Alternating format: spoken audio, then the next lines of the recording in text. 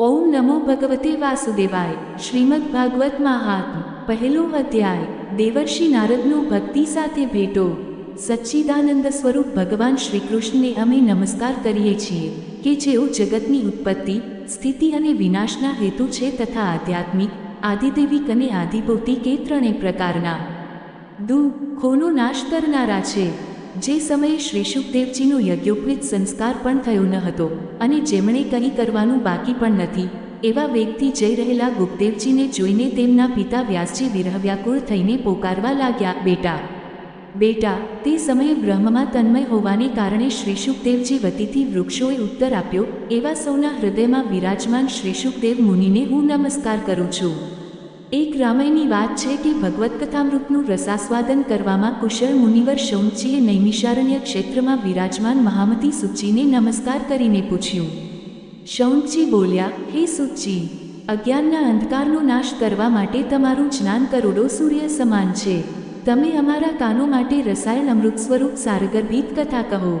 ભક્તિ, જ્ઞાન અને વૈરાગ્યથી મળનારા મહાન વિવેકની વૃદ્ધિ કેવી રીતે થાય છે અને વૈષ્ણવો આ માયા મોહથી કેવી રીતે છુટકારો મેળવે છે।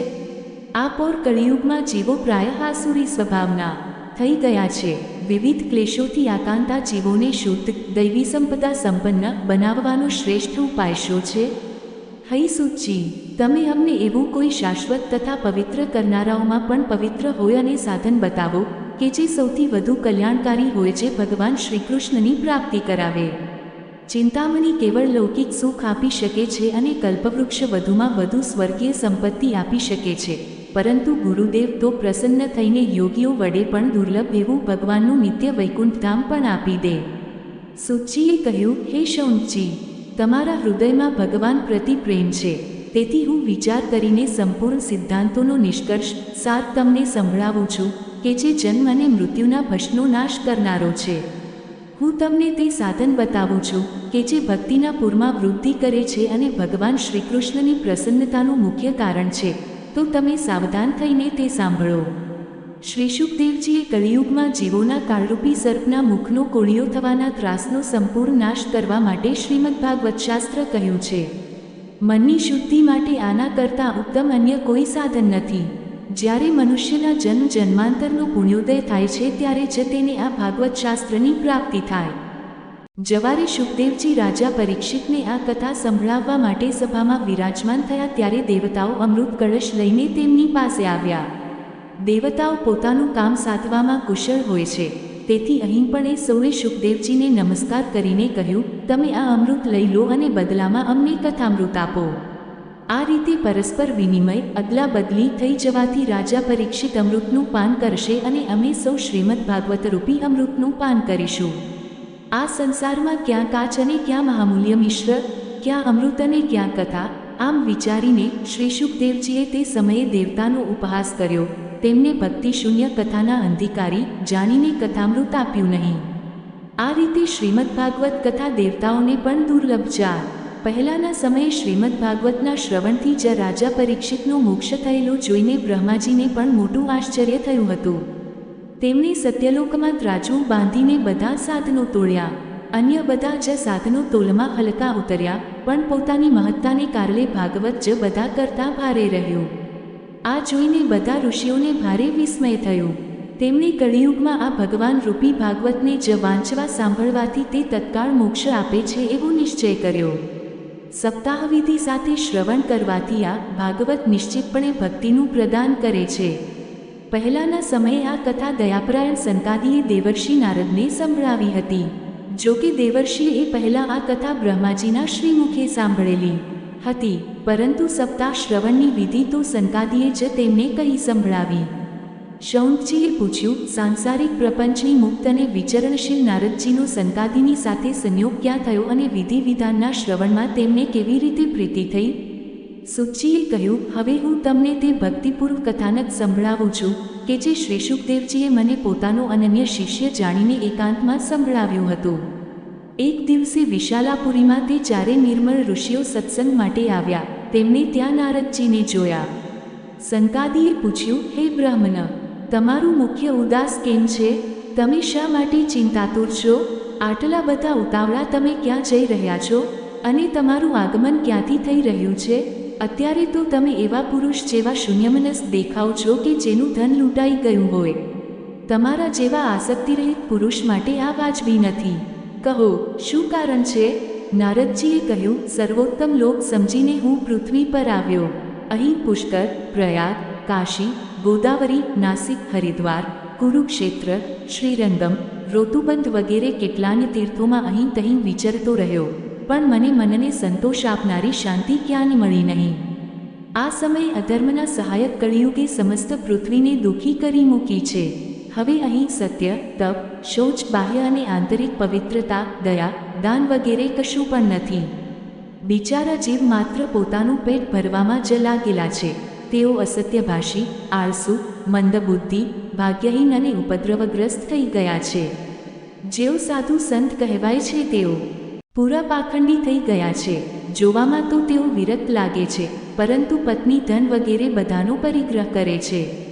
પરોમાં સ્ત્રીઓનું રાજ્ય છે. શાળાઓ સલાહકાર બન્યા છે. લોભથી લોકો કન્યા વિક્રય કરે છે અને પતિ પત્ની વચ્ચે કંકાસ થયા કરે છે. મહાત્માઓના આશ્રમો, તીર્થો અને નદીઓ પર પવનો, વિધર્મીઓનો અધિકાર થઈ ગયો છે. તે દુષ્ટોએ પણ આ દેવાલયો પણ નષ્ટ કરી દીધા છે. અત્યારે અહીં ન કોઈ યોગી છે, ન કોઈ સિદ્ધ છે, ન જ્ઞાની છે અને ન તો કોઈ રાતકર્મ કરનારું પણ છે. બધા સાપન અત્યારે કળીરૂપી દાવાનળથી બળીને ભસ્મ થઈ ગયા છે. 35 આ કળીકાળમાં બધા દેશવાસીઓ બજારોમાં અન્ન વેચે છે. બ્રાહ્મણો પૈસા લઈને વેદ ભણાવે છે અને સ્ત્રીઓ વેશ્યાવૃત્તિથી નિર્વાહ કરે છે. આ રીતે કળિયુગના દોષો જોતો અને પૃથ્વી પર વિચરતો વિચરતો હું યમુનાજીના તટે પહોંચ્યો કે જ્યાં ભગવાન શ્રીકૃષ્ણની અનેક લીલાઓ થયેલી છે. હે મુનિવરો, સાંભળો, ત્યાં મેં એક મોટું આશ્ચર્ય જોયું. ત્યાં એક યુવાન સ્ત્રી ખિન્ન મનથી બેઠી હતી. તેની બાજુમાં 2 વૃદ્ધ પુરુષો અચેત અવસ્થામાં પડ્યા હતા અને જોર જોરથી શ્વાસ લઈ રહ્યા હતા. તે યુવતી તેમની સેવા કરતી કરતી ક્યારેક તેમને સચેત કરવા પ્રયત્ન કરતી હતી, તો ક્યારેક તેમની આગળ રોવા લાગતી હતી.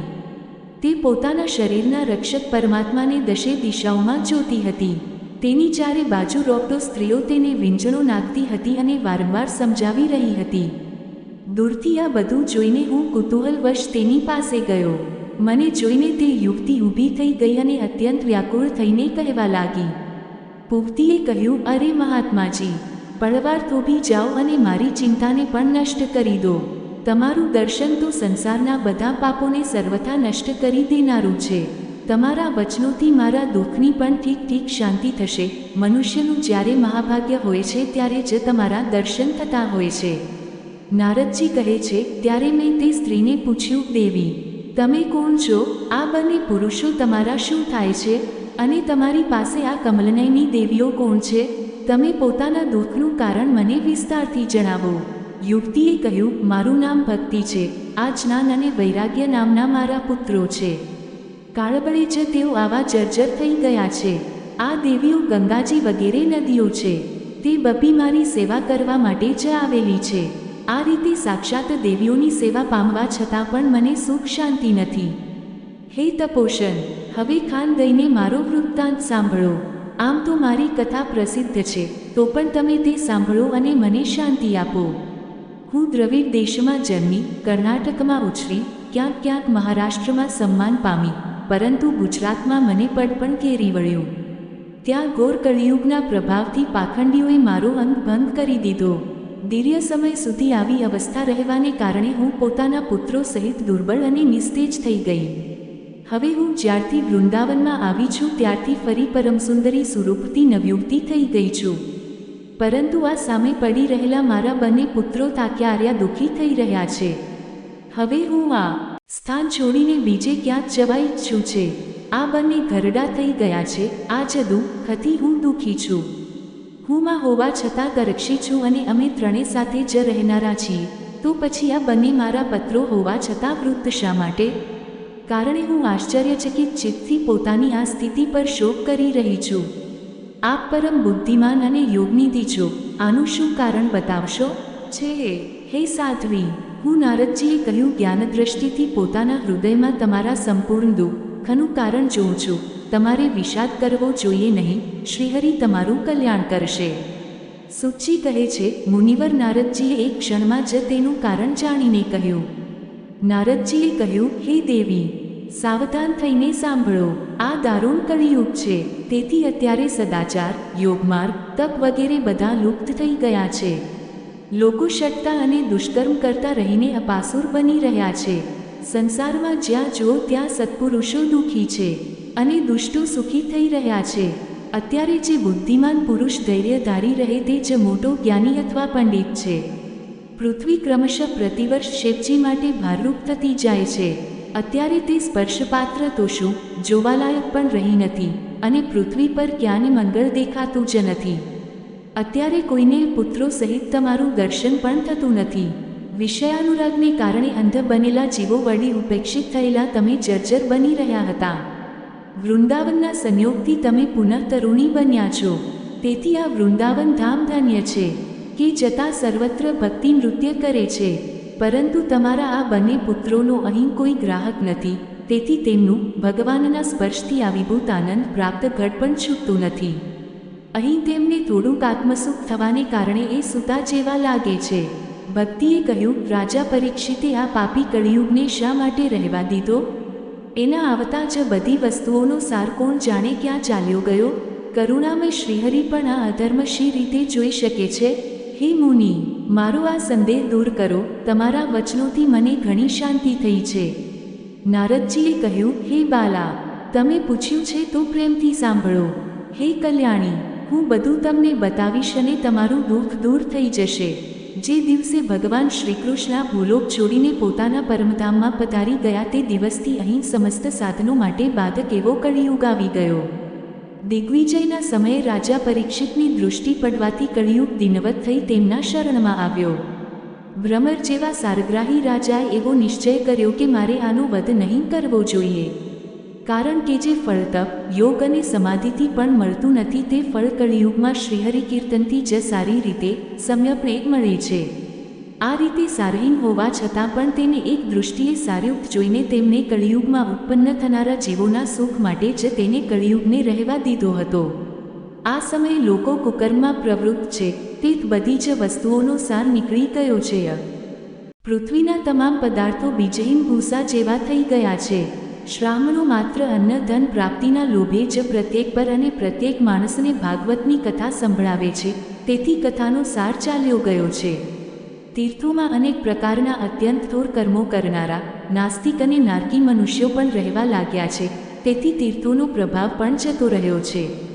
જેમનું ચિત્ત નિરંતર કામ, ક્રોધ, મહાલોભને તૃષ્ણાથી તપતું રહે છે તેવા મનુષ્યો પણ તપસ્યાનો ઢોંગ કરવા લાગ્યા છે. તેથી તપમાંથી પણ સાર નીકળી ગયો છે. મન પર કાબુ નહીં હોવાને કારણે તથા લોભ, દંભ અને પાખંડનો આશ્રય લેવાને કારણે તેમ જ શાસ્ત્રનો અભ્યાસ નહીં કરવાથી ધ્યાનયોગનું ફાળ ચાલ્યું ગયું છે. પંડિતોની દશા એવી છે કે તેઓ પોતાની પત્ની સાથે પશુની જેમ રમન કરે છે. તેમનામાં સંતાન પેદા કરવાનું જ કૌશલ્ય જોવા મળે છે. મુક્તિ સાધનમાં તેઓ સર્વથા અકુશળ છે. સંપ્રદાય અનુસાર મળેલી વૈષ્ણવતા પણ ક્યાંય જોવા મળતી નથી. આ રીતે ઠેર ઠેર બધી જ વસ્તુઓનો સાર લુપ્ત થઈ ગયો છે. આ તો યુગનો સ્વભાવ જ છે, એમાં કોઈનો દોષ નથી. તેથી જ પુંડરીકાલ ભગવાન અત્યંત નજીક રહેવા છતાં પણ આ બધું સહી રહ્યા છે. સુચિ કહે છે, હે શૌનકજી, આ પ્રમાણે દેવર્ષિ નારદના વચનો સાંભળીને ભક્તિને ભારે આશ્ચર્ય થયું. એ પછી તેણે જે કંઈ કહ્યું તે સાંભળો. ભક્તિએ કહ્યું, હે દેવર્ષિ, તમે અન્ય છો. મારું મોટું સૌભાગ્ય કે તમારો ભેટો થયો. સંસારમાં સાધુ પુરુષોનું દર્શન જ સમસ્ત સિદ્ધિઓનું પરમ કારણ છે. તમારો માત્ર એક જ વારનો ઉપદેશ પારલ કરીને કપાપુકુમાર પ્રહલાદે માયા પર વિજય મેળવી લીધો હતો. ધ્રુવજીએ પણ તમારી કૃપાથી જ ધ્રુવપદ મેળવ્યું હતું. તમે સર્વમંગલમય અને સાક્ષાત શ્રી બ્રહ્માજીના પુત્ર છો. હું તમને નમસ્કાર કરું છું. બીજો અધ્યાય, ભક્તિનું દુઃખ દૂર કરવા માટે નારદજીનો પ્રયત્ન.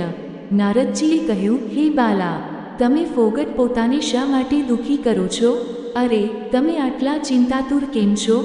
ભગવાન શ્રીકૃષ્ણના ચરણકમળોનું ચિત્કાર કરો. તેમની કૃપાથી તમારું સવળું દુઃખ દૂર થઈ જશે. જેમણે કૌરવોના અત્યાચારમાંથી દ્રૌપદીનું રક્ષણ કર્યું હતું અને ગોપસ્ત્રીઓને સનાથ કરી હતી તે શ્રીકૃષ્ણ કંઈ ક્યાંય જતા થોડા રહ્યા છે. વળી તમે તો સાક્ષાત ભક્તિ છો અને તેમને તમે હંમેશા પ્રાણથી પ્રિય છો. તમારા બોલાવવાથી તો આ ત્રણે ભગવાનની જ લોકોના ઘરોમાં પણ ચાલ્યા આવે છે.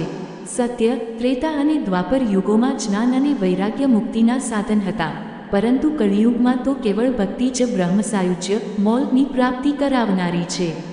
આમ વિચારીને જ પરમાનંદજી મૂર્તિ જ્ઞાન સ્વરૂપ શ્રીહરિએ પોતાના સ્વરૂપથી જ તમને રચ્યા છે. તમે સાક્ષાત શ્રીકૃષ્ણચંદ્રના પ્રિય અને પરમ સુંદરી છો. એકવાર જ્યારે તમે હાથ જોડીને પૂછ્યું હતું કે હું શું કરું, ત્યારે ભગવાને તમને આ જ આજ્ઞા આપી હતી કે મારા ભક્તોને પોષણ કર. તમે ભગવાનની એ આજ્ઞા સ્વીકારી લીધી.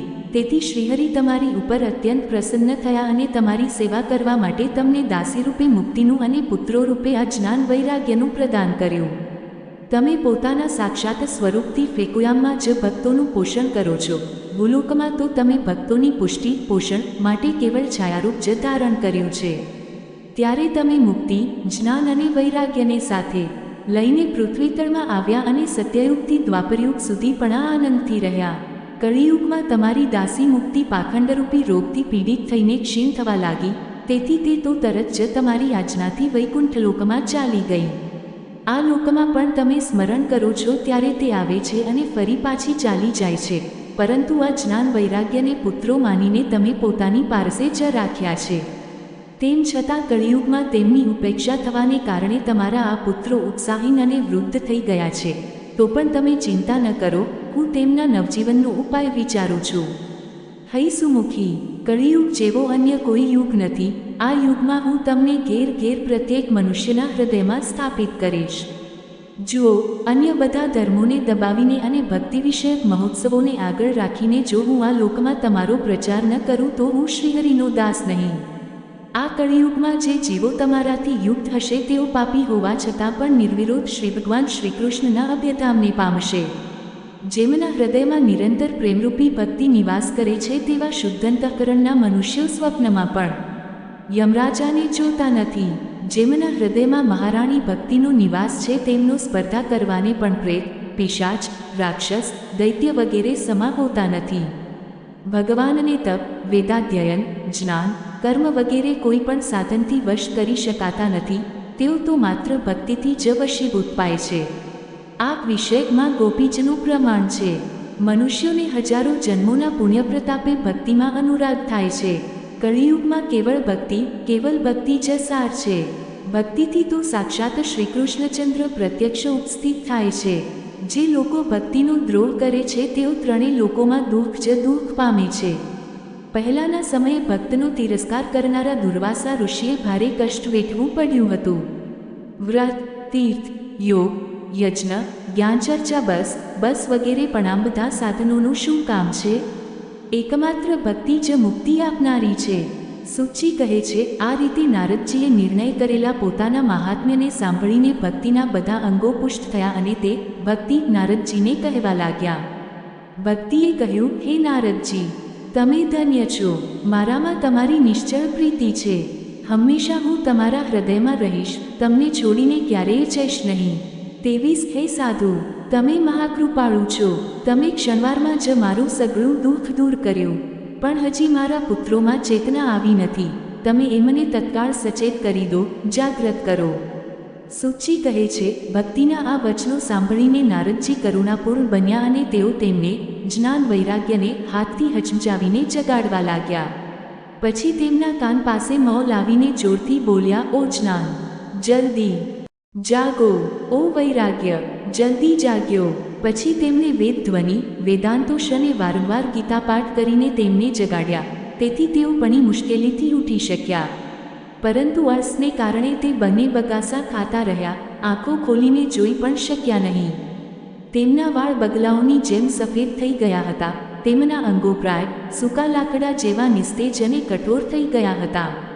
આ રીતે ભૂખ તરસના માર્યા અત્યંત દુર્બળ હોવાને કારણે તેમને ફરીથી સૂતા જોઈને નારદજીને મોટી ચિંતા થઈ અને તેઓ વિચારવા લાગ્યા કે હવે મારે શું કરવું? આમની આ નિદ્રા અને એનાથી વધુ તો એમની આ વૃદ્ધાવસ્થા કેમ દૂર થાય? હે શૌનકજી, આ રીતે ચિંતા કરતા કરતા તેઓ નારદજી ભગવાનનું સ્મરણ કરવા લાગ્યા. તે જ સમયે એવી આકાશવાણી થઈ કે, હે મુનિ, ખેદ ના કરો, તમારો આ પ્રયત્નની સંદેહ સફળ થશે. હે દેવર્ષિ, આ માટે તમે એક સત્કર્મ કરો કે જે કર્મ તમને સંત શિરોમણી મહાનુભાવ બતાવશે. તે સત્કર્મનું અનુષ્ઠાન કરતાં જ ક્ષણવારમાં આમની નિદ્રા અને વૃદ્ધાવસ્થા ચાલી જશે તથા સર્વત્ર ભક્તિનો પ્રસાર થશે. આ આકાશવાણી ત્યાં સૌએ સ્પષ્ટપણે સાંભળી. આનાથી નારદજીને મોટું વિસ્મય થયું અને તેઓ કહેવા લાગ્યા, મને તો આનો કોઈ આશય સમજાયો નહીં. નારદજી બોલ્યા, આ આકાશવાણીએ પણ ગૂઢરૂપે જ વાત કહી છે. એ તો બતાવ્યું નહીં કે તે કયું સાધન કરવામાં આવે કે જેથી આમનું કાર્ય સિદ્ધ થાય. તે સંત કોણ જાણે ક્યાં મળશે અને કેવી રીતે તેઓ તે સાધન બતાવશે? અત્યારે આકાશવાણીએ જે કંઈ કહ્યું છે તે અનુસાર મારે શું કરવું જોઈએ? સુચિ કહે છે તે શૌનચી. પછી તો જ્ઞાન વૈરાગ્ય બંનેને ત્યાં જ છોડીને નારદ મુનિ ત્યાંથી ચાલી નીકળ્યા અને પ્રત્યેક તીર્થમાં જઈને પાર્કમાં મળતા મુનીશ્વરોને તે સાધન વિશે પૂછતા રહ્યા. તેમની તે વાત સાંભળતા તો બધા હતા, પણ તે બાબતમાં કોઈ કંઈ પણ નિશ્ચિત ઉત્તર આપતા ન હતા. કેટલાકે તેને અસાપ્ય બતાવ્યું તો કોઈ બોલ્યા, આનો બરાબર પત્તો મળવાનું જ મુશ્કેલ છે. કેટલાક સાંભળીને ચૂપ રહ્યા અને કોઈ તો પોતાની અવજ્ઞા થવાના ભયથી વાત ટાળી ટટોળીને ખસી ગયા. ત્રિલોકમાં મહાન આશ્ચર્યકારક હાહાકાર મચી ગયો. લોકો માટે માનવી ઘૂસપૂસ કરવા લાગ્યા કે ભાઈ, જ્યારે વેદધ્વનિ, વેદાંતશોષ અને વારંવાર ગીતાપાઠ સંભળાવવા છતાં પણ ભક્તિ, જ્ઞાન અને વૈરાગ્ય આ ત્રણેયને જગાડી ન શકાયા ત્યારે તો અન્ય કોઈ ઉપાય નથી. સ્વયં યોગીરાજ નારદજીને પણ જેનું જ્ઞાન નથી તેને બીજા સંસારી લોકો કેવી રીતે બતાવી શકે? આ રીતે જે રૂપિયોને આ બાબતમાં પૂછવામાં આવ્યું તેમણે નિર્ણય કરીને એમ જ કહ્યું કે આ વાત દુસાઈ જ છે. ત્યારે નારદજી અત્યંત ચિંતાતુર થયા અને બદરીવનમાં આવ્યા. જ્ઞાન વૈરાગ્યને જાગૃત કરવા માટે ત્યાં તેમકો એવો નિશ્ચય કર્યો કે હું તપ કરીશ. તે જ સમયે તેમને પોતાની સામે કરોડો સૂર્યો જેવા તેજસ્વી સંતાદી મુનીશ્વરો દેખાયા. તેમને જોઈને તે મુનિશ્રેષ્ઠ કહેવા લાગ્યા. નારદજીએ કહ્યું, હે મહાત્માઓ, અત્યારે મારો તમારી સાથેનો મિલાપ મોટા ભાગ્યથી થયો છે. તમે મારા પર કૃપા કરીને શીઘ્ર જ તે સાધન બતાવો. તમે સર્વે મહાન યોગી, બુદ્ધિમાન અને વિદ્વાન છો. તમે દેખાવમાં તો 5 વર્ષના બાળક જેવા જવાઓ છો, પરંતુ છો તો પૂર્વજોના પણ પૂર્વજ. તમે હંમેશા વેકુકપામમાં નિવાસ કરો છો, નિરંતર હરિકીર્તનમાં તત્પર રહો છો, ભગવલ્લીલા અમૃતનું રસાસ્વાદન કરીને હંમેશા તેમાં જ ઉન્મત્ત રહો છો અને એકમાત્ર ભગવત્યા જ તમારા જીવનનો આધાર છે. હરિ શરણમ, ભગવાન અમારું શરણ છે. આ વાક્ય મંત્ર હંમેશા તમારો મુખમાં રહે છે.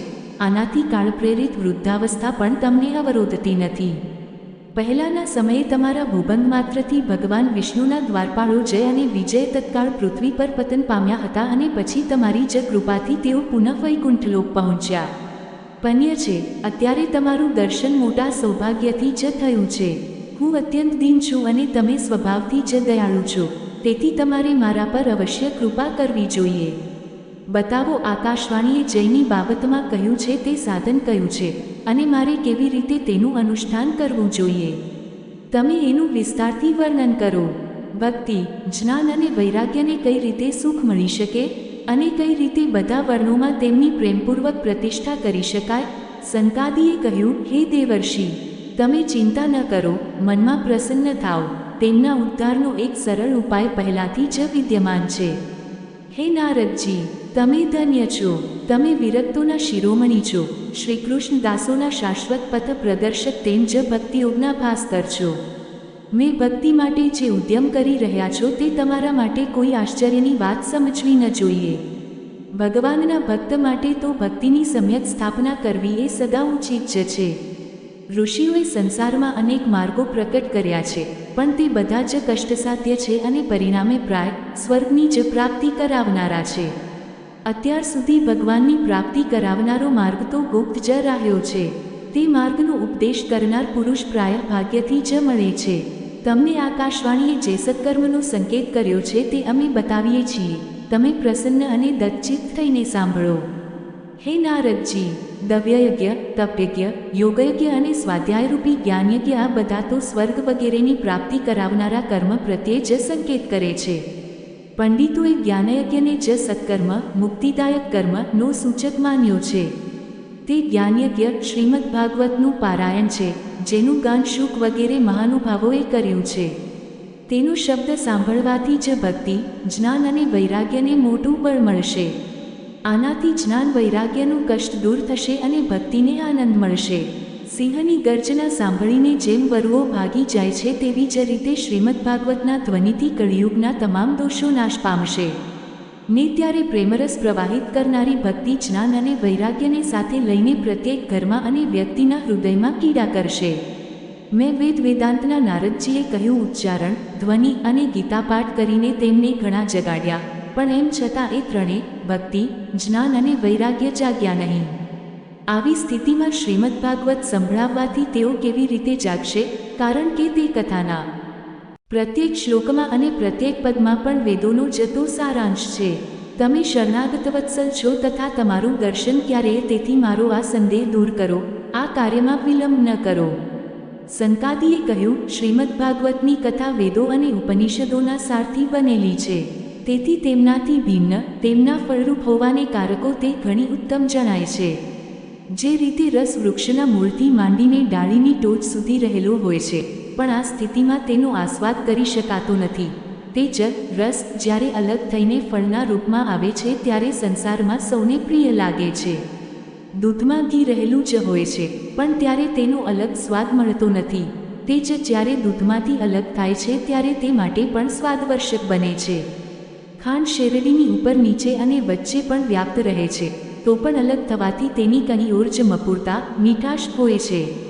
એવી જ આ ભાગવતની કથા છે. આ ભાગવત પુરાણ વેદો તુલ્ય છે. શ્રી વ્યાસદેવે આને ભક્તિ, જ્ઞાન અને વૈરાગ્યની સ્થાપના માટે પ્રકાશિત કર્યું છે. પહેલાના દેવતાઓ સમયે જતારે વેદાંતના પારગામી અને ગીતાના પણ રચનારા ભગવાન વ્યાસદેવ ભીમતમે જ તેમને 4 શ્લોકોમાં આનો ઉપદેશ કર્યો હતો.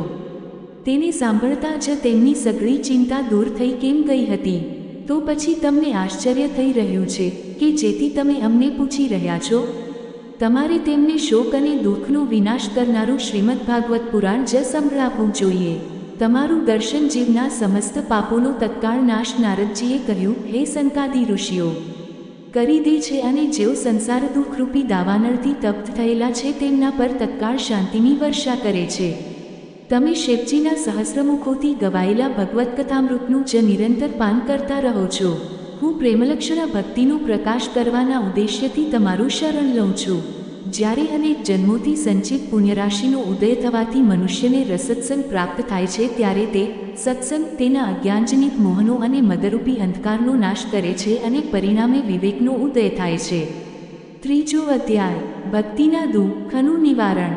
નારદજી કહે છે, હવે હું ભક્તિ, જ્ઞાન અને વૈરાગ્યની સ્થાપના કરવા માટે શ્રી શુકદેવજીએ કહેલા ભાગવત શાસ્ત્રની કથા વડે પ્રયત્નપૂર્વક ઉજ્જવળ જ્ઞાનયજ્ઞ કરીશ.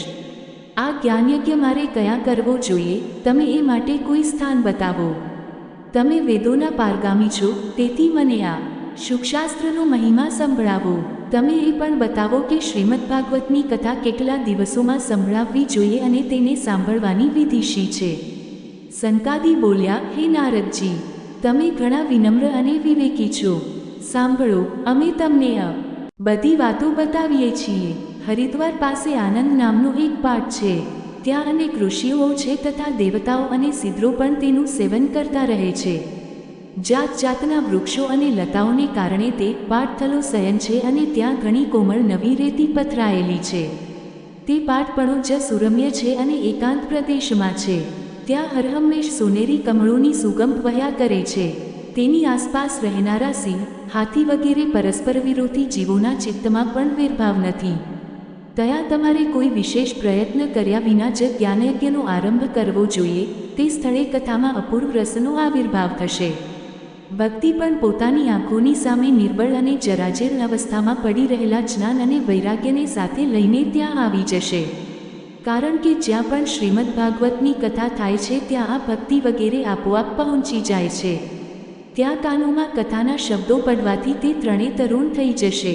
સુચિ કહે છે, આ રીતે કહીને નારદજીની સાથે સંકાદી વગેરે પણ શ્રીમદ ભાગવત કથામૃતનું પાન કરવા માટે ત્યાંથી તરત ગંગા કિનારે ચાલી આવ્યા.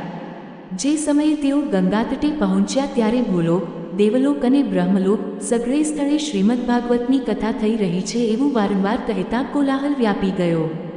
ભગવત કથાના જે રસિક વિષ્ણુભક્તો હતા તે બધા જ શ્રીમદ ભાગવત અમૃતનું પાન કરવા માટે સૌથી આગળ દોડતા આવવા લાગ્યા. ભૃગુ, વસિષ્ઠ, ચ્યવન, ગૌતમ, મેધાતિથિ, દેવલ, દેવરાત, પરશુરામ, વિશ્વામિત્ર, શાકલ, માર્કંડેય, દત્તાત્રેય મુનિજનો પોતપોતાના પુત્રો, પત્નીઓ અને શિષ્યો સમેત ખૂબ પ્રેમપૂર્વક ત્યાં આવ્યા. એમના ઉપરાંત વેદ, વેદાંત, ઉપનિષદો, મંત્ર, તંત્ર, 17 પુરાણો અને 6 શાસ્ત્રો પણ મૂર્તિમંત બનીને ત્યાં ઉપસ્થિત થયા. પિપ્પલાદ, યોગેશ્વર, વ્યાસ અને પરાશર, છાયાશુક, જાજલી અને જહન વગેરે બધા જ મુખ્ય મૃત્યુ. ગંગા વગેરે નદીઓ, પુષ્કર વગેરે સરોવર છે, કુરુક્ષેત્ર વગેરે સમસ્ત ક્ષેત્રો, બધી દિશાઓ, દંડક વગેરે વનો, હિમાલય વગેરે પર્વતો તથા દેવો, ગંધર્વો, દાનવો વગેરે બધા જ કથા સાંભળવા ચાલ્યા આવ્યા. જે લોકો પોતાના ગૌરવને કારણે આવ્યા નહીં તેમને મહર્ષિ ભૃગુ સમજાવી મનાવીને લઈ આવ્યા. હવે કથા સંભળાવવા માટે દિલીપ થઈને શ્રીકૃષ્ણપ્રાયણ સંતાદી ઋષિ નારદજીએ આપેલા શ્રેષ્ઠ આસનો પર વિરાજમાન થયા. તે સમયે સૌ શ્રોતાઓએ તેમની વંદના કરી. શ્રોતાઓમાં વૈષ્ણવો, વૈરાગીઓ, સંન્યાસીઓ અને બ્રહ્મચારીઓ આગળ બેઠા અને સૌથી આગળ નારદજી વિરાજમાન થયા. એક બાજુ ઋષિગણ, એક બાજુ દેવો, એક બાજુ વેદો અને ઉપનિષદો તથા એક બાજુ તીર્થો બેઠા, જ્યારે બીજી તરફ સ્ત્રીઓ બેઠી. તે સમયે બધી બાજુએ જય જયકાર, નમસ્કાર અને શંખનાદ થવા લાગ્યા અને અબીલ, ગુલાલ, લાજા, હોમ માટેની ડાંગરની ધાણી તેમ જ પુષ્પોની પુષ્કળ વૃષ્ટિ થવા લાગી. કેટલાક શ્રેષ્ઠ દેવો તો વિમાનો પર ચડીને ત્યાં બેઠેલા સૌ લોકો પર કલ્પવૃક્ષના પુષ્પોની વર્ષા કરવા લાગ્યા. સુચી કહે છે, આ પ્રમાણે પૂજા સમાપ્ત થયા પછી જ્યારે બધા લોકો એકાગ્રચિત થઈ ગયા ત્યારે સંકાદી ઋષિ ત્યાં બેઠેલા ઋષિ મહાત્માઓને તથા નારદજીને શ્રીમદ ભાગવતનું મહાત્મ્ય સ્પષ્ટપણે સંભળાવવા લાગ્યા. સંકાદીએ કહ્યું, હવે અમે તમને આ ભાગવત શાસ્ત્રનો મહિમા સંભળાવીએ છીએ. આના શ્રવણ માત્રથી મુક્તિ મળી જાય છે. શ્રીમદ ભાગવતની કથાનું સદા સર્વદા સેવન, આસ્વાદન કરવું જોઈએ. આના શ્રવણ માત્રથી શ્રીહરિ આવીને હૃદયમાં વિરાજે છે. આ ગ્રંથમાં 18,000 શ્લોક અને 12 સ્કંધ છે તથા શ્રી શુક્રદેવ અને રાજા પરીક્ષિતનો સંવાદ છે. તમે આ ભાગવત શાસ્ત્ર ધ્યાન દઈને સાંભળો. આ જીવ ત્યાં સુધી અજ્ઞાનવશ આ સંસ્કાર ચક્રમાં ભટકે છે જ્યાં સુધી એક ક્ષણમાત્ર માટે પણ આ શુકશાસ્ત્રની કથા તેના કાને પડતી નથી.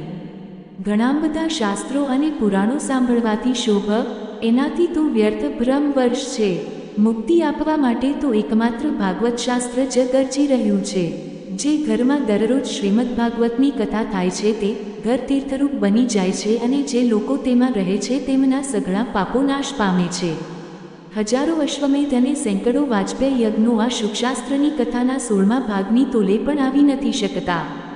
હે તપોધનો, જ્યાં સુધી લોકો સારી રીતે શ્રીમદ ભાગવતનું શ્રવણ કરતા નથી ત્યાં સુધી તેમના શરીરમાં પાપ નિવાસ કરે છે. ફળની દૃષ્ટિએ ગંગા, ગયા, કાશી, પુષ્કર અથવા પ્રયાગ કોઈ પણ તીર્થ આ શુકશાસ્ત્ર કથાની બરાબરી કરી શકતું નથી. જો તમે પરમ ગતિ ઈચ્છો છો તો સ્વમુખે જ શ્રીમદ ભાગવતના અડધા અથવા ચતુર્થાંશ શ્લોકનો પણ નિત્ય નિયમપૂર્વક પાઠ કરો. ઓકાર, ગાયત્રી, પુરુષ સૂક્ત, ત્રણેય વેદ. શ્રીમદ ભાગવત 13 ઓમ નમો ભગવતે વાસુદેવાય. આ દ્વાદશાક્ષરી મંત્ર 12 મર્ત્યુવાળા સૂર્ય ભગવાન, પ્રયાગ, સંવત્સર રૂપી કાળ, બામણ, અગ્નિહોત્ર, ગાય, બાર્ષની તિથિ, તુલસી, વસંત ઋતુ અને ભગવાન પુરુષોત્તમ આ બધામાં બુદ્ધિમાનો વાસ્તવમાં કોઈ અંતર માનતા નથી. જે મનુષ્ય અહર્નિશ શ્રીમદ ભાગવત શાસ્ત્રનો અર્થસહિત પાઠ કરે છે તેના કરોડો જન્મોના પાપ નાશ પામે છે એમાં લેશમાત્ર પણ સંદેહ નથી. જે મનુષ્ય દરરોજ ભાગવતનો અડધો અથવા ચતુર્થાંશ શ્લોક પણ બોલે છે તેને રાજસૂપ અને અશ્વમેષ યજ્ઞો કર્યાનું ફળ મળે છે. નિત્ય ભાગવતનો પાઠ કરવો, ભગવાનનું ચિત્કાર કરવું, તુલસીનું સિંચન કરવું અને ગાયની સેવા કરવી આ ચારે સમાન છે. જે મનુષ્ય અંતકાળે શ્રીમદ ભાગવતનું વાક્ય સાંભળે છે તેના પર પ્રસન્ન થઈને ભગવાન તેને વૈકુંઠ ધામ આપે છે. જે મનુષ્ય તેને શ્રીમદ ભાગવત ગ્રંથને સુવર્ણ સિંહાસન પર મૂકીને વિષ્ણુ ભક્તને દાન કરે છે તે અવશ્ય ભગવાનનું સાયુજ્ય પામે છે. જે દુષ્ટે પોતાના આખા આયુષ્યમાં ચિત્ત દઈને શ્રીમદ ભાગવતામૃતનો થોડો સરખો પણ રસાસ્વાદ કર્યો નથી, તેણે તો પોતાનો આખો જન્મારો ચાંડાલ અને ગધેડાની જેમ વ્યર્થ જ ગુમાવ્યો છે. તે તો પોતાની માતાને પ્રસવ પીડા આપવા જ પેદા થયો છે. જેણે આ શુકશાસ્ત્રના થોડાક પણ વચનો સાંભળ્યા નથી તે પાપાત્મા તો જીવતો છતાં મરેલા જેવો જ છે. પૃથ્વી માટે ભારરૂપ તે પશુતુલ્ય મનુષ્યને પિક્કાર છે. આમ સ્વર્ગલોકમાં દેવતાઓમાં મુખ્ય ઇન્દ્ર વગેરે કહે છે. સંસારમાં શ્રીમદ ભાગવતની કથાની પ્રાપ્તિ ઉદય થાય છે ત્યારે જ તેની પ્રાપ્તિ થાય છે. ઘણી દુર્લભ છે. જ્યારે કરોડો જન્મોના પશ્વનો હે નારદજી, તમે ઘણા જ બુદ્ધિમાન અને યોગનિપી છો. તમે પ્રયત્નપૂર્વક કયાનું શ્રવણ કરો. આને સાંભળવા દિવસોનો કોઈ નિયમ નથી. આને તો હંમેશા જ સાંભળવી એ સારું છે. આ કથા સત્યભાષણ અને બ્રહ્મચર્ય પાલનપૂર્વક હંમેશા જ સાંભળવી એ શ્રેષ્ઠ મનાયું છે. પરંતુ કળિયુગમાં આમ બનવું કપરું છે. તેથી આ અંગે શુકદેવજીએ જે વિશેષ વિધિ બતાવી છે તે જાણી લેવી જોઈએ. કળિયુગમાં લાંબા સમય સુધી ચિત્તની વૃત્તિઓને વશ રાખવી, નિયમપાલન કરવું અને કોઈ પુણ્યકાર્ય માટે દીક્ષિત રહેવું અઘરું છે. તેથી સપ્તાહ શ્રવદાની વિધિ ઉપયુક્ત છે. શ્રદ્ધાપૂર્વક ક્યારેય પણ અથવા માપ માસમાં શ્રવણ કરવાથી જે ફળ મળે છે તે જ ફળ શ્રી ગુરુદેવજીએ સપ્તાહ શ્રવણમાં નિર્ધારિત કર્યું છે. મનના અસંયમને કારણે, રોગોના બાહુલ્યને કારણે અને આયુષ્યની અલ્પતાને કારો તથા કળિયુગમાં અનેક દોષોની સંભાવના હોવાને કારણે જ સપ્તાહ થવનનું વિધાન કરવામાં આવ્યું છે. જે ફળ તપ, યોગ અને સમાધિથી પણ મળતું નથી તે ફળ સર્વાંગ સંપૂર્ણપણે સપ્તાહનું શ્રવણ કરવાથી સહજભાવે મળી જાય છે. સપ્તાહ શ્રવણ યજ્ઞ કરતાં ઉત્તમ છે, વ્રત કરતાં ઉત્તમ છે, તપ કરતાં પણ ઘણું ઉત્તમ છે, તીર્થસેવન કરતાં તો હંમેશા અધિક જ છે, યોગ કરતાં ઉત્તમ છે, ત્યાં સુધી કે ખાન અને જ્ઞાન કરતાં પણ ઉત્તમ છે. અરે, સપ્તાહ શ્રવણની વિશેષતાનું કેટલું વર્ણન કરવું, એ તો બધાય કરતાં ઉત્તમ છે. શૌનકજીએ પૂછ્યું, હે સૂતજી, આ તો યાજરથ, તમે મોટા આશ્ચર્યની વાત કહી. આ ભાગવત પુટા એવા શ્રીનારાયણનું નિરૂપણ કરે છે. ખરે જ યોગવેદતા બ્રહ્માજીના પણ આદિ પ્રમાણ મોક્ષ પ્રાપ્તિમાં જ્ઞાન વગેરે બધા જ સાધકાને અવગણીને આ યુગમાં આ ભાગવત પુરાલ બધા કરતાં પણ કેવી રીતે ચડી ગઈ? સૂતજીએ કહ્યું, હૈ શૌનકજી, ભગવાન શ્રીકૃષ્ણ આ ધરાધામ છોડીને જ્યારે પોતાના નિત્યધામ ભણી જવા લાગ્યા ત્યારે તેમને મુખારવિંદમાંથી 11મ સ્કંધનો શાનોપદેશ સાંભળીને પણ ઉદ્ધવજીએ પૂછ્યું. ઉદ્ધવજી બોલ્યા, હે ગોવિંદ, આપ તો જવા હવે પોતાના ભક્તોનું કામ કરીને પરમધામ ઈચ્છો છો, પણ મારા મનમાં એક મોટી ચિંતા છે. તે સાંભળીને આપ મને શાંત કરો. હવે પોર કળિયુગ આવ્યો જ સમજો. તેથી સંસારમાં ફરી અનેક દુષ્ટો પ્રગટ થશે. તેમના સંસર્ગથી અનેક સત્પુરુષો પણ જ્યારે ઉગ્ર પ્રકૃતિના બની જશે ત્યારે તેમના ભારથી દબાઈને આ ગાય રૂપી પૃથ્વી કોના શરણે જશે? હૈ કમલનયન, મને તો આપના સિવાય અન્ય કોઈ આનું રક્ષણ કરનાર છે એવું દેખાતું નથી. તેથી હે ભક્તવત્સલ, આપ સાધુ પુરુષો પર કૃપા કરો અને અહીંથી ન જાઓ. હે ભગવન, આપ નિષ્કાર અને ચિન્માત્ર છો, છતાં પણ ભક્તો માટે જતો આપે આ સગુણ રૂપ ધારણ કર્યું છે. તો પછી ભલા આપનો વિયોગ થતાં તે ભક્તજનો આ પૃથ્વી પર કેમ રહી શકશે? નિર્ગુણની ઉપાસનામાં તો ઘણું કષ્ટ છે. તેથી કોઈ અન્ય વિચાર કરો. પ્રભાસ ક્ષેત્રમાં ઉદ્ધવજીના આ વચનો સાંભળીને ભગવાન વિચારવા લાગ્યા કે ભક્તોના અવલંબન માટે મારે શી વ્યવસ્થા કરવી જોઈએ. ચૌંકજી, ત્યારે ભગવાને પોતાની સંચળી શક્તિ ભાગવતમાં મૂકી દીધી અને તેઓ અંતર્ધાન થઈને આ ભાગવત સમૂહમાં પ્રવેશી ગયા. આમ આ ભાગવત ભગવાનની સાક્ષાત શબ્દમથી મૂર્તિ છે. આનું સેવન, શ્રવણ, પાઠ અથવા દર્શન કરવા માત્રથી જ મનુષ્યના તમામ પાપો નાશ પામે છે. એથી જ આનું સપ્તાહ શ્રવણ સૌથી ઉત્તમ મનાયું છે અને કળિયુગમાં તો અન્ય સર્વ સાધનોને અવગણીને આ સપ્તાહ શ્રવણને જ મુખ્ય ધર્મ બતાવવામાં આવ્યું છે. કળિકાળમાં આ જ એક એવો ધર્મ છે કે જે દુઃખ, દારિદ્ર્ય, દુર્ભાગ્ય અને પાપોને પૂરે છે તથા કામકોશ વગેરે શત્રુઓ પર વિજય અપાવે છે. અન્યથા ભગવાનની આ માયાથી પીછો છોડાવવાનું તો દેવતાઓ માટે પણ દુષ્કર છે. તો પછી મનુષ્ય તો તે માયાને છોડી જ કેવી રીતે શકે? તેથી એનાથી છૂટવા માટે પણ સપ્તાહ શ્રવણનું વિધાન કરવામાં આવ્યું છે. સૂતજી કહે છે, હૈ શૌનકજી, જ્યારે સંકાદી મુનીશ્વરો આ રીતે સપ્તાહ શ્રવણના મહિમાના વખાણ કરી રહ્યા હતા ત્યારે તે સભામાં એક મોટું આશ્ચર્ય થયું. તે હું તમને બતાવું છું, તે સાંભળો. ત્યાં તરુણાવસ્થા પામેલા પોતાના 2 પુત્રોને સાથે લઈને વિશુદ્ધ પ્રેમરૂપી ભક્તિ શ્રી કૃષ્ણ ગોવિંદ હરે મુરારે રે નાથ નારાયણ વાસુદેવ વગેરે ભગવંતામોનું વારંવાર ઉચ્ચારણ કરતી અચાનક જ પ્રગટ થઈ.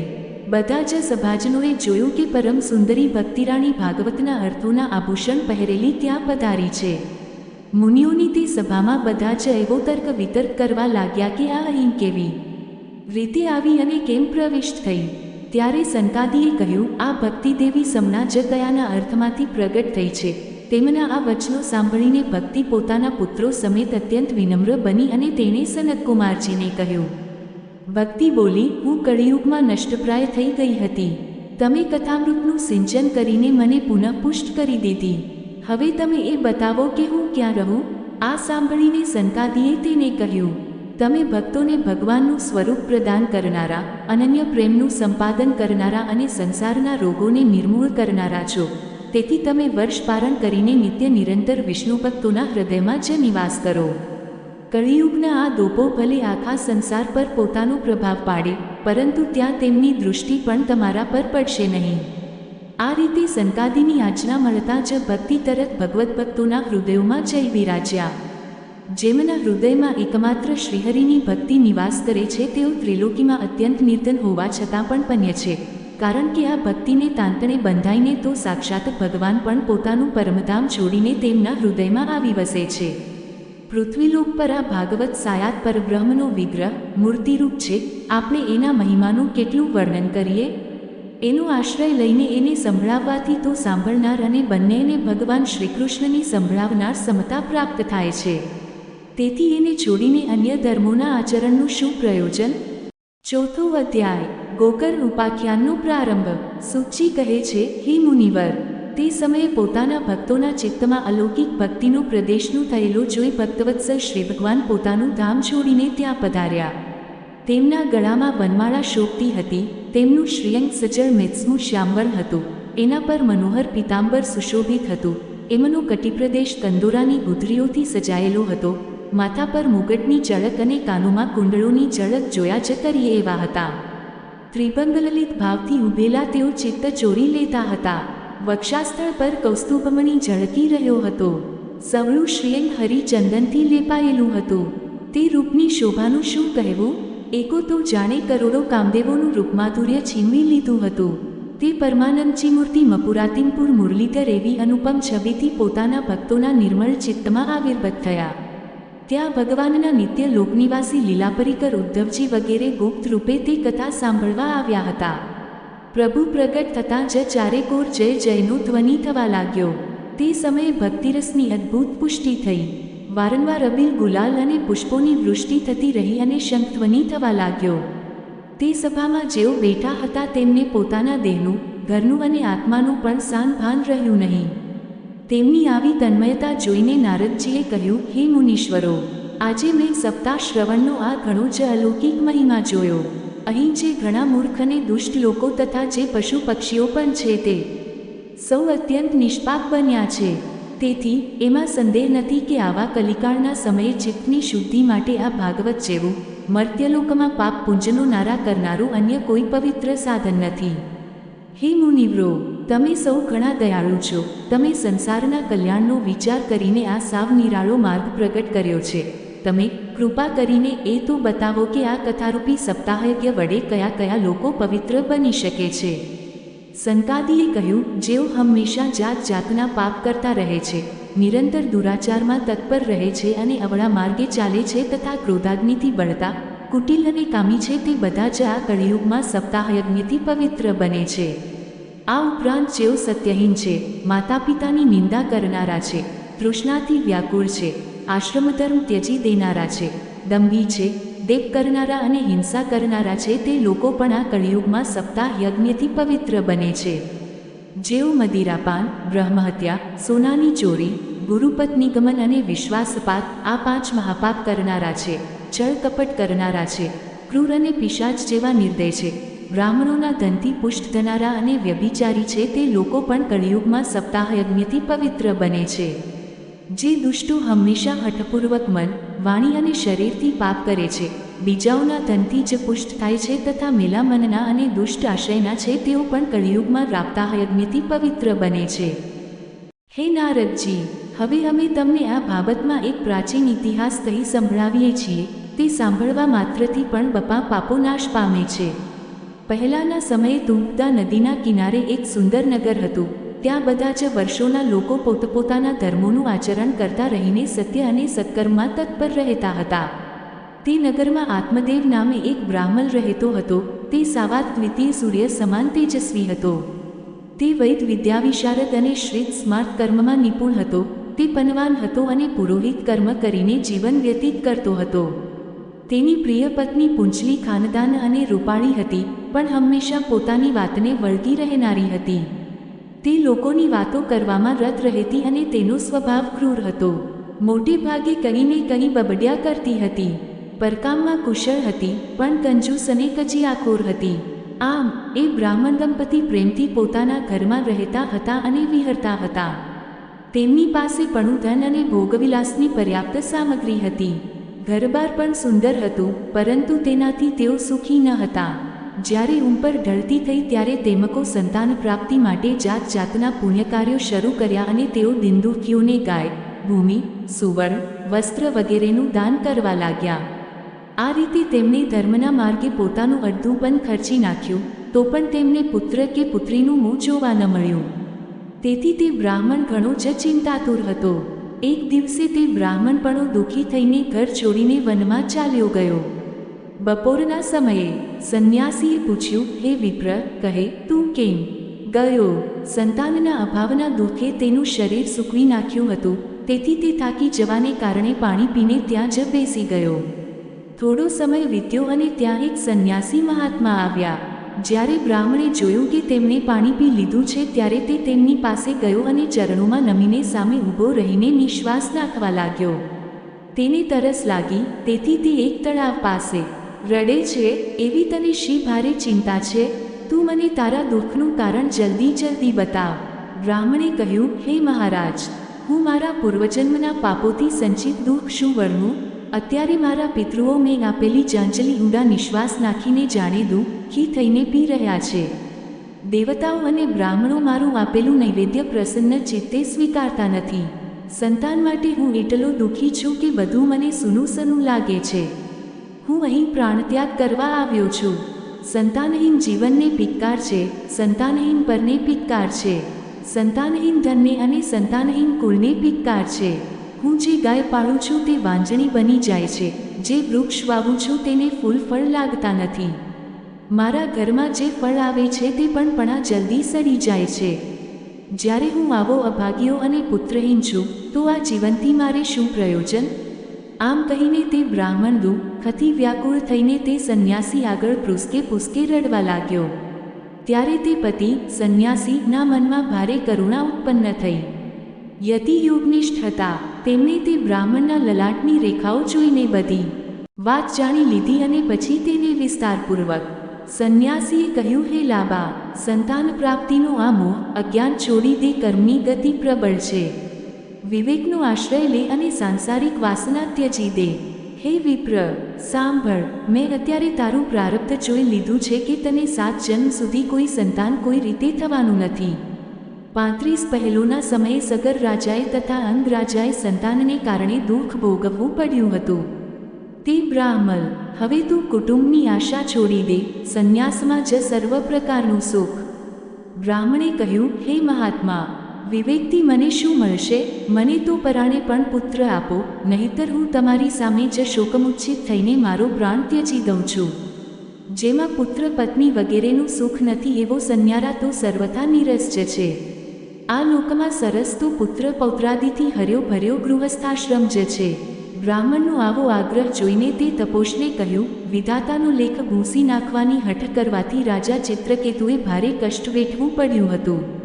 તેથી જેના પ્રયત્નને દૈવ કચડી નાખે છે તેવા પુરુષની જેમ તને પણ પુત્રનું સુખ મળશે નહીં. તે ભારે હઠ પકડી છે અને પ્રાર્થના કરતો મારી સામે ઊભો છે. આવી સ્થિતિમાં તને હું શું? તે બ્રાહ્મણનો દૃઢ આગ્રહ જોઈને તે સંન્યાસીજીએ તેને એક ફળ આપ્યું અને કહ્યું, આ ફળ તું તારી પત્નીને ખવડાવજે, તેનાથી તેને પુત્ર થશે. તારી પત્નીએ 1 વર્ષ સુધી સત્ય, ગૌજ, દયા, દાન, 1 ટંકનું ભોજન આ નિયમ પાળવાના હશે. જો તે આમ કરશે તો બાળક અતિ નિર્મળ થશે. આમ કહીને તે યોગી ચાલ્યા ગયા અને બ્રાહ્મણ પોતાને ઘેર પાછો આવ્યો. આવીને તેણે પેલું ફળ પોતાની પત્નીના હાથમાં આપ્યું અને પોતે ક્યાંક ચાખ્યો ગયો. તેની પત્ની તો કુટિલ હતી. તેણે રડતા રડતા પોતાની એક રાખીને કહ્યું, સખી, મને ભારે ચિંતા થાય છે. હું તો આ ફળ નહીં ખાઉં. ફળ ખાવાથી ગર્ભ રહેશે અને તે ગર્ભને લીધે પેટ વધી જશે. પછી કંઈ ખવાશે પીવાશે નહીં, તેથી અશક્તિ આવી જશે. તો કહે, પરનું કામ મારાથી કેમ થશે? અને નસીબ જો કે ક્યાંક ગામ પર લૂંટારાઓ ચડી આવશે ત્યારે ગર્ભીલી સ્ત્રી કેમ કરીને ભાગશે? જો શુકદેવજીની જેમ આ ગર્ભ પેટમાં જ રહી જશે તો એને બહાર કેમ કરીને કાઢી શકાશે? અને ક્યાંક પ્રસવ વેળાએ તે આડો થઈ જશે તો પછી મારું મરણ જ થવાનું. આમે પ્રસવ ટાણે ઘણી ભયંકર પીડા થાય છે. હું સુકુમાર સ્ત્રી તે પીડા કેમ કરીને સહી શકીશ? હું જો દુબળી પડી જઈશ તો નણંદ આવીને બધી માલમત્તા લઈ જશે અને મારાથી સત્ય, શૌચ વગેરે નિયમો પાળવાનું પણ આકરું જ લાગે છે. જે સ્ત્રી પ્રસૂતા બને છે તેને તે જન્મેલા બાળકના લાલન પાલનમાં ઘણું કષ્ટ પડે છે. મારું તો માનવું છે કે વાંજણી અથવા વિધવા સ્ત્રી જ સુખી છે. મનમાં આવા જાત જાતના કુતર્ક થતાં તેણે તે ફળ ખાધું નહીં. જ્યારે તે ફળ ખાધું એમ તેના પતિએ પૂછ્યું ત્યારે તેણે કહી દીધું, હા, ખાઈ લીધું. દરમિયાન તેની બહેન સ્વેચ્છાપૂર્વક તેના પેર આવી ત્યારે તેણે પોતાની બહેનને બધી વાત જણાવીને કહ્યું, મને આ બાબતમાં ઘણી ચિંતા થાય છે. આ દુઃખને કારણે હું દિવસે દિવસે દુબળી પડતી જાઉં છું. બહેન, હું શું કરું? બીને કહ્યું, મને ગર્ભ રહ્યો છે. તેનો પ્રસવ થતાં તે બાળક હું તને આપીશ. ત્યાં સુધી તું સગર્ભા હોય તેમ ચૂપચાપ પરમાં રહે. તું મારા પતિને થોડું ધન આપીશ તો તેઓ તને બાળક આપી દેશે. આપણે એવી યોજના કરીશું કે જેથી લોકો એમ જ કહેશે કે આનું બાળક 6 મહિનાનું થાઈને મરી ગયું અને હું દરરોજ તારા ઘેર આવીને તે બાળકનું લાલન પાલન કરતી રહીશ. અત્યારે તો તું આની કસોટી કરવા આ ફળ ગાયને ખવડાવી દે. બ્રાહ્મણીએ સ્ત્રી સ્વભાવવશ તેની બહેને જે કહ્યું તેવું જ કર્યું. ત્યારપછી સમય થતાં જ્યારે તે સ્ત્રીએ પુત્રને જન્મ આપ્યો ત્યારે બાળકના પિતાએ તેને ચૂપચાપ લઈ જઈને પુનપુલીને આપી દીધો. તેણે પુનપુલીએ પતિ આત્મદેવને કહ્યું કે મને સુખપૂર્વક બાળક જન્મ્યો છે. આમ આત્મદેવને પુત્ર થયો છે એ સાંભળીને સૌને ખૂબ આનંદ થયો. બ્રાહ્મણે તે બાળકના જાતકર્મ સંસ્કાર કરીને બ્રાહ્મણોને દાન આપ્યું અને તેના દરવાજે ગીતો ગવાયા, વાજા વાગ્યા અને માંગલિક ક્રિયા થઈ. ધુનપુલીએ પોતાના પતિને કહ્યું, મારા થાનોમાં દૂધ નથી. વળી ગાય જેવા અન્ય પ્રાણીના દૂધથી આ બાળકનું પોષણ હું કેમ કરીને કરીશ? મારી બહેને હમણાં જ બાળકને જન્મ આપ્યો છે અને તે મૃત્યુ પામ્યો છે. તેને બોલાવીને આપણા ઘેર રાખીએ તો તે તમારા આ બાળકનું પોષણ કરશે. પુત્રના રક્ષણના હેતુથી પતિ આત્મદેવે તેમ જ કર્યું. માતા પુનકુલીએ તે પુત્રનું નામ ધુંધુકારી પાડ્યું. ત્યારપછી 3 મહિના વીત્યા બાદ પહેલી સાથે પણ મનુષ્યાકાર બચ્ચાને જન્મ આપ્યો. તે બાળક સર્વાંગ સુંદર, દિવ્ય, નિર્મળ અને સુવર્ણ પ્રભાવાળો હતો. તેને જોઈને બ્રાહ્મણ આત્મદેવને ઘણો આનંદ થયો અને તેણે પોતે જ તેના બધા સંસ્કાર કર્યા. આ સમાચારથી લોકોને આશ્ચર્ય થયું અને તેઓ આ બાળકને જોવા આવ્યા. તેઓ પરસ્પર કહેતા હતા કે જુઓ, આ આત્મદેવનો અત્યારે કેવો ભાગ્યોદય થયો છે. કેવી કૌતુકની વાત છે કે ગાયને પણ આવો દિવ્યરૂપનો બાળક જન્મ્યો છે. નસીબ જો કે આ ગૂઢ રહસ્ય કોઈ જાણી શક્યું નહીં. તે બાળકના ગાયના જેવા કાન જોઈને આત્મદેવે તેનું નામ ગોકલ રાખ્યું. કેટલોક સમય વીતતા તે બંને બાળકો યુવાન થયા. ગૌકળ મોટો પંડિત અને જ્ઞાની થયો અને પુનપુકારી મહાદુષ્ટ પાક્યો. પુનપુકારી સ્નાન શૌચના આચરણ રહિતનો હતો. ખાવા પીવામાં પણ કોઈ નિયમ ન હતો. વધુ કોપી હતો.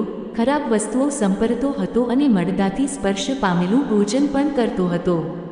ચૌરી કરવી, બધા લોકોનો દ્વેપ કરવો એ એનો સ્વભાવ હતો.